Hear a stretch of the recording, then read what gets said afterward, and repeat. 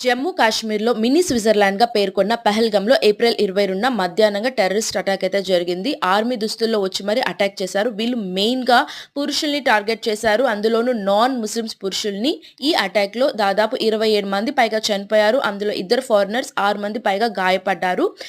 ఈ అటాక్‌లో పల్లవి అనే టూరిస్ట్ తన భర్తని కోల్పోయింది. అయితే గన్ షాట్ చేసిన టెర్రరిస్ట్‌ని పల్లవి తన కుమారుడు ఇద్దరు కోరారు మమ్మల్ని కూడా చంపేయండి అని. అయితే దానికి అతను చెప్పిన సమాధానం వెళ్ళి మీ మోదీని అడుగు అని సమాధానం అయితే ఆ టెర్రరిస్ట్ ఆమెకిచ్చాడు.